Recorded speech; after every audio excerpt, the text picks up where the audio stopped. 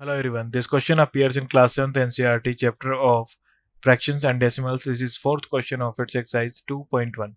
So the question says that a rectangular sheet of paper is 12:1 by half centimeter long and 10:2 by 3 centimeter wide.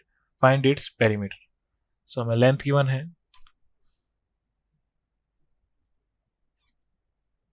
12:1 by 2, इसे हम improper fraction में convert कर लेंगे. 12 into 2, 24 plus 1, 25 by 2 centimetre.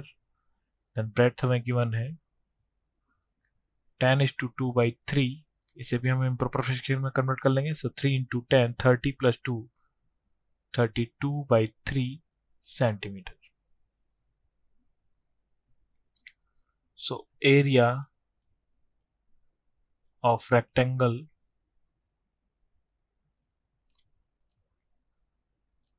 Sorry हमें perimeter find out करना है. So हो जाएगा हमारे पास perimeter of rectangle is equal to 2 into L plus B. तो हो जाएगा 2 into वैल्यू पुट कर देंगे हम. लेंथ हमारे पास है 25 by 2 एंड ब्रेड्थ है 32 by 3. सो इनका सम करने के लिए हम इन्हें लाइक फ्रैक्शन में कन्वर्ट कर लेंगे. सो इसे हम 3 से मल्टीप्लाई कर देंगे, 3 by 3 से, एंड इसे मल्टीप्लाई कर देंगे 2 by 2 से. सो हो जाएगा 2 into 25 into 3, 75 by 6 plus 32 into 2, 64 by 6. सो हमारे पास डिनोमिनेटर सेम है. सो न्यूमरेटर डायरेक्टली ऐड हो जाएंगे. सो 2 into 5 plus 4, 9 and 7 plus 6, 13. So 139 upon 6. 2 से 6 कैंसिल आउट हो जाएगा 3 टाइम, एंड 3 से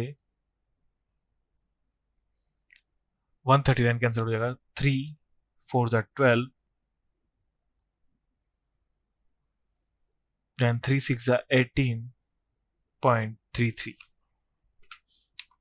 सो हमारे पास आ जाएगा 46.33 सेंटीमीटर और 46:1/3 सेंटीमीटर. Thank you.